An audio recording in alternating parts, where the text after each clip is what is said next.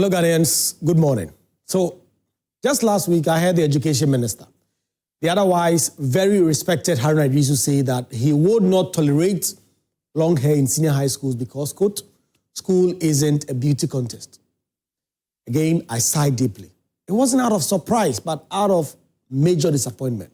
So many people in authority in our education system hold this very troubling view. For so many people with such intellect, sophistication, exposure, and understanding of global education systems, such ideas belong to a time that should have long passed.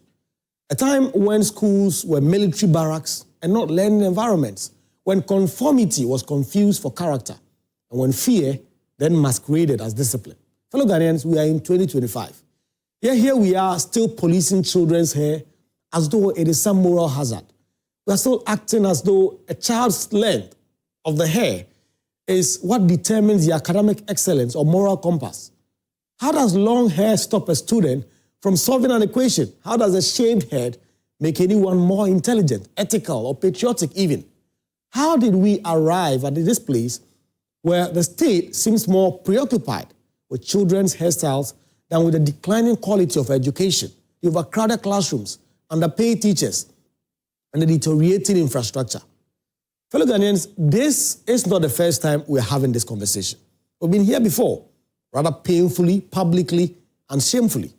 In 2021, two brilliant Rastafarian boys, Tyrone Magai and Oheniba Nkrabia, were denied admission into Achimota School because they wear dreadlocks, which was an expression of their faith. The school insisted on shaving their hair as a condition for the admission. Their parents refused, and the matter went to court. For months, the entire country debated what should have been a simple question. Should children be denied education because of how they wear their hair? The answer, of course, came from the courts. The respected Justice Gifty Ejiado, whose courageous judgment ordered Achimota to admit the students.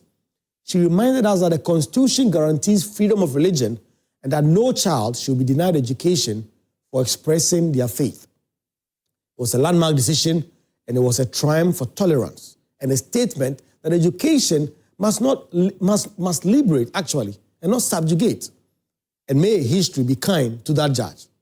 But we seem not to have learned anything. Today, one of those boys, Tyrone Magai, is on a full scholarship in the United States studying computer engineering.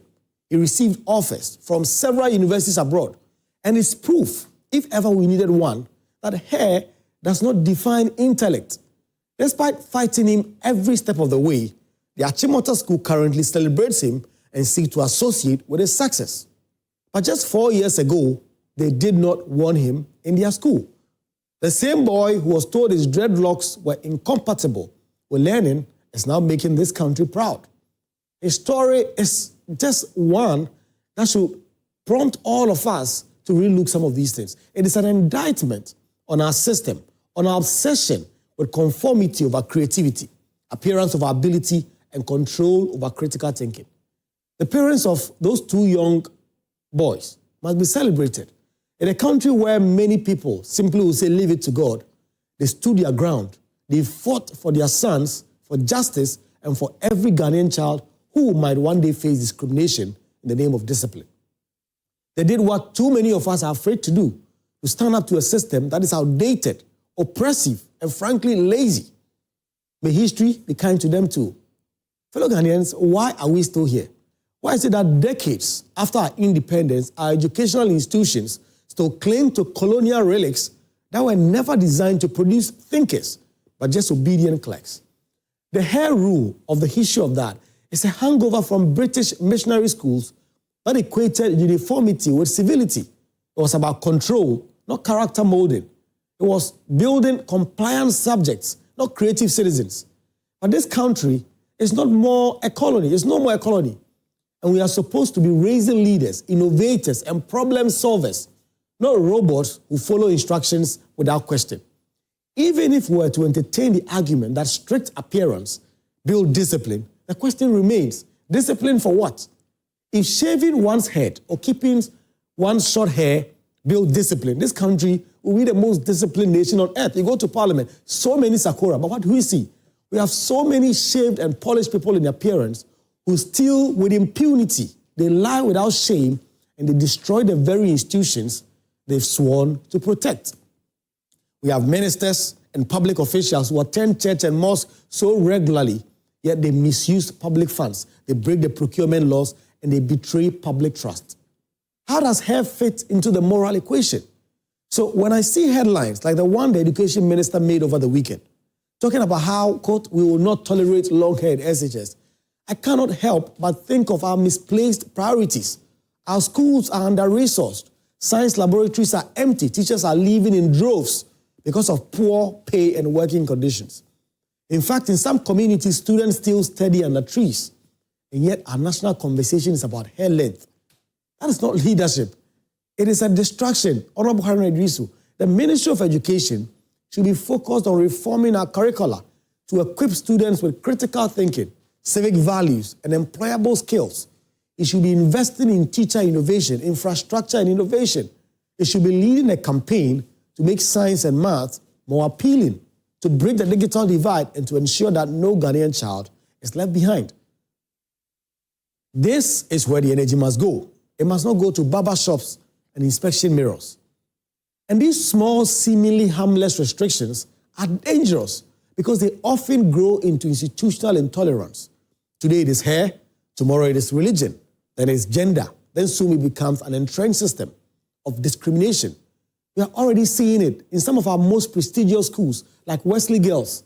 Muslim students are still barred from fasting or wearing hijab in a country that prides itself on tolerance and religious freedom. This is unconscionable. We are not only denying our children their rights, we are teaching them that conformity is more important than conviction. Somehow, I understand the minister's desire for order. No one wants chaos in our schools. But order that is built on repression is not discipline, it is fear. And fear is not a foundation for learning. The goal of education should be to nurture autonomy, self-awareness, and respect, not to crush individuality in the name of control.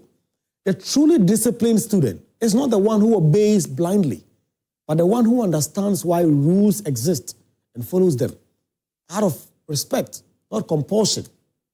Fellow Ghanaians, leadership in education is not about repeating the old doctrines that our forebears left behind. It is about reimagining the system to prepare our children for the world they will inherit, not the one we grew up in. The world has changed. Creativity is now as valuable as compliance. Emotional intelligence, critical thinking, and adaptability are the new currencies. You cannot cultivate those qualities by shaving heads and enforcing uniformity. You do that by encouraging self-expression, curiosity, and respect for difference. Fellow Ghanaians, we have to ask ourselves, what kind of Ghanaian child are we raising? One who fits in or one who stands out?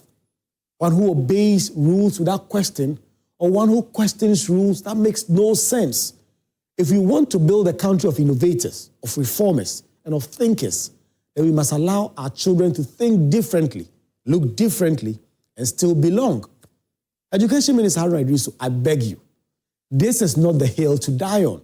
There are bigger hills, the crisis in teacher welfare, the decline in educational outcomes, the crumbling infrastructure, the moral crisis in our society. We must fight those battles, not the ones about hair. If a child wants to wear long hair and can still deliver excellence, that should be celebrated, not condemned. And the irony, fellow Ghanaians, is that some of our most respected schools abroad celebrate diversity.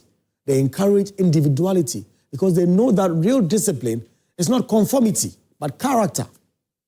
In this country, we shave our hair to symbolize humility. Elsewhere, they nurture confidence and authenticity. Which society produces stronger citizens? We should be building schools that cultivate the mind, not police the body. Schools that teach civic responsibility, patriotism, and social empathy. We have to teach our young people to care about clean rivers, about honesty, about public duty, not about the size or what hair they wear. A nation that obsesses about appearance but ignores substance will forever be trapped in mediocrity. And perhaps the saddest irony in all of this is that we are a society that tolerates so much filth in public life, corruption, incompetence, impunity. Or we are quick to crack down on young people for their hair, for their expression. The same leaders who cannot keep our rivers clean, who cannot keep hospitals supplied, who cannot keep roads safe, somehow find the time to police the length of a child's hair.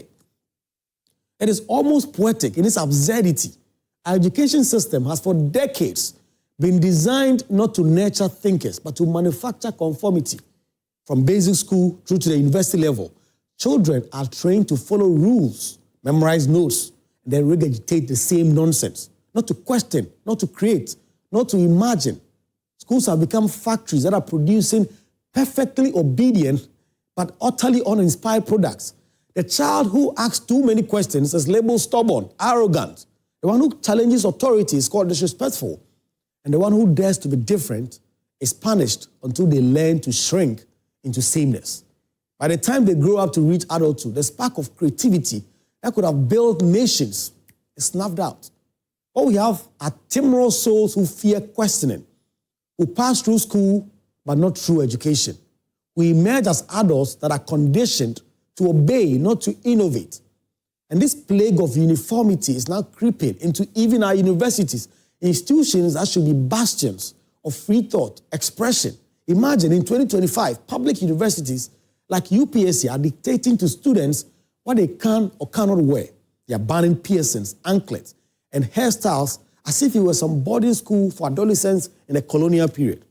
How can a university that claims to be grooming leaders of the modern world still be obsessed with appearances instead of ideas? And what makes it worse, and frankly hypocritical, is that those who are making and enforcing these colonial era rules do not even subject their children to them. The very officials preaching short hair and rigid dress codes send their children to expensive private schools where creativity is celebrated, where students wear dreadlocks and braids. They express themselves freely and are encouraged to think, to build, to question, and to lead. Those schools produce confident, innovative young people who are ready to take on the world, while the public schools are left to churn out timid, rule-bound students who are afraid to color outside the lines. The result is a country where those with power deliberately maintain two systems, one for their privileged children to thrive, and another for everyone else to merely survive.